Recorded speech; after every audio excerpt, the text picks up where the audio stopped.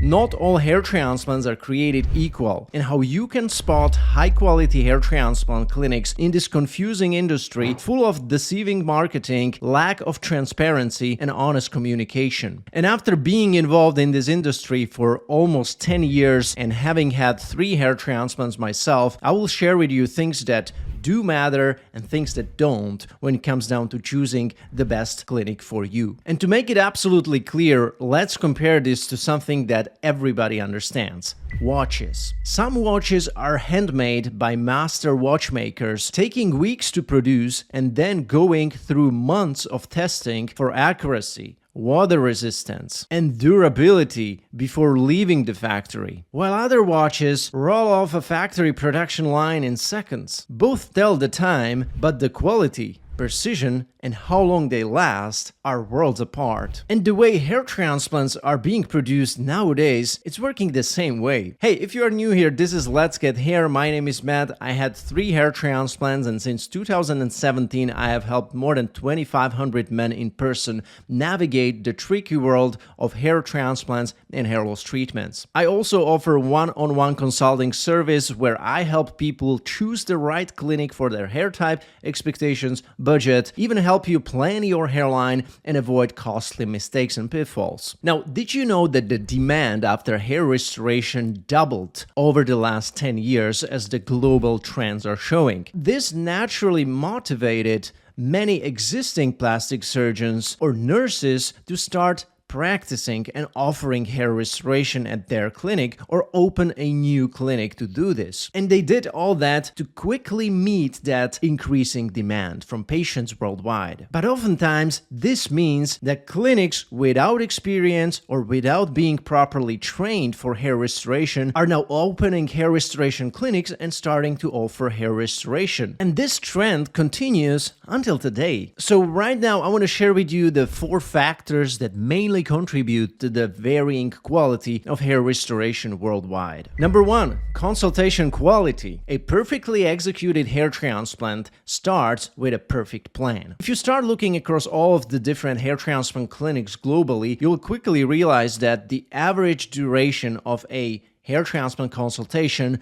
can be like 1, 2, 3, maybe 5 minutes maximum. This is what 90% plus hair transplant clinics are doing. And after that, they will just send you straight into the operation room. And oftentimes, this doesn't even feel as a consultation, since the hairline drawing done by the doctor can take up 1 or 2 minutes easily. So it's pretty much just a drawing of a hairline and then sending you to the operation room without much communication. That's like buying an expensive luxury watch but glancing at it for just 5 seconds before it's shipped to you. In our case, it means no discussion about risks, treatments, or long-term planning. Now, most of my clients' consultations at top clinics worldwide can take from 15 to 30 minutes easily, sometimes even 1 hour. So what do the top clinics do differently during consultations? They sit down with you, they create a detailed plan for your donor area, meaning how many grafts you have available, how many can be extracted today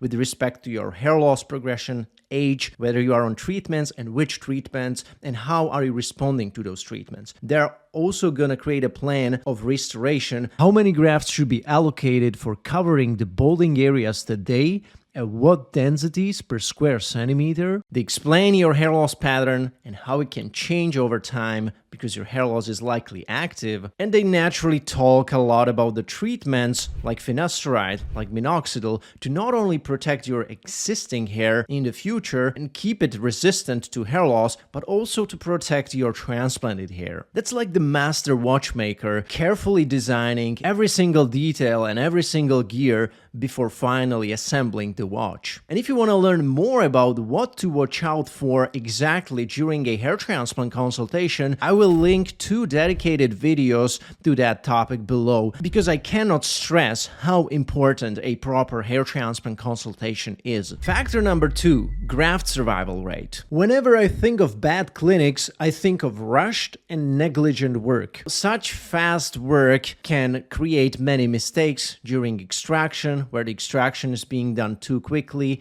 negligently.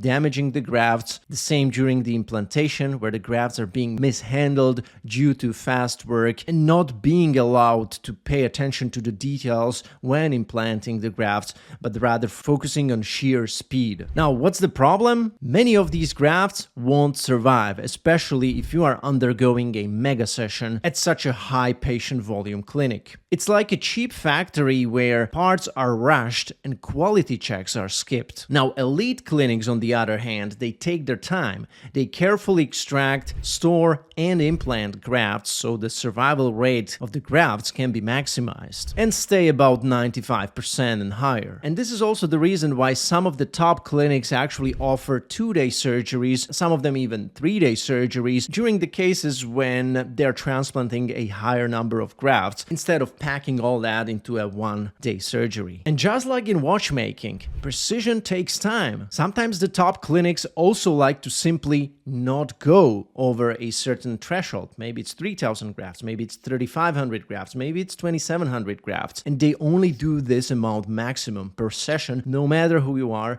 no matter what type of hair type you have or donor you have. And they do that to maximize the survival rate and also minimize the damage to your donor area. The factor number 3, who does the surgery? Unfortunately, at the majority of hair transplant clinics worldwide, technicians do 80% to 90% of the job. The doctor might only draw your hairline, see you briefly during the consultation and greet you, and then sends you to the operation room. This is like buying a Swiss watch, but realizing it was assembled by the interns while the master watchmaker just signed the warranty card, which literally happens in some clinics as well nowadays, where the doctor is zero involved, but then hands you the certificate of quality that is promising you that the hair transplant will last you forever, and there will be also his signature below, which is completely meaningless. It has no actual guarantee in real life conditions. In contrast, the top 5% clinics worldwide don't have to do any of that, as they rely on the doctor to do the majority of the surgery. At least the consultation that is thorough, detailed, it is long enough to communicate all the things that we discussed previously, to design the hairline, to create incisions, and sometimes even do the extraction himself, or at least start the extraction if it's more complicated,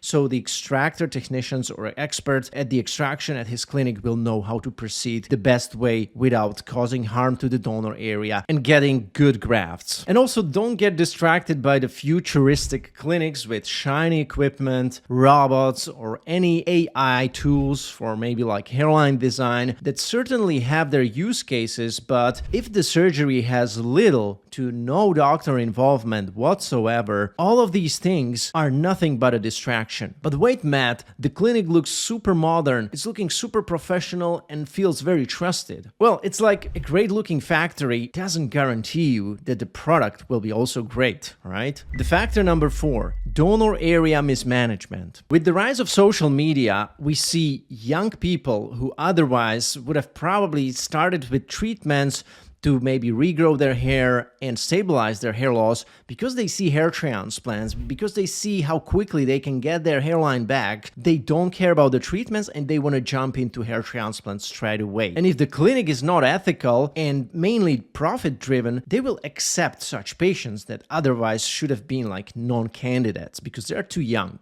Now, see, if a patient is young, his safe donor area zone looks different than 5 or 10 years later, as he keeps on maturing, as his hair loss keeps on progressing further. And in such case, transplanting such hairs right now seems to be safe, but it will turn out to be a non-permanent hair transplant result later on, especially if he's not on treatments. And this is like using fragile, low-quality materials in a watch that is supposed to last you for decades. It's not gonna happen. It may look shiny at first, it may feel like you did the best decision, but it won't stand the test of time. Remember, true experts plan their harvesting with respect to the safe zones and also consider patient's age and also possible hair loss progression that can develop not only on top of your head, but also in your donor area in form of diffuse unpatterned alopecia, retrograde alopecia, or similar conditions affecting the donor region. So just like with watches, difference. You can't compare a mass-produced, rushed hair transplant with one done by a skilled team that is detailed-oriented. And that's why many hair transplants can look okay in the short term, but only the carefully crafted ones will stand the test of time. And that's why if you are planning a hair transplant, don't just fall for the glossy footage or glossy photos of a clinic or latest tech. Rather than that, start with asking. Number one, who is doing the consultation? How long it is?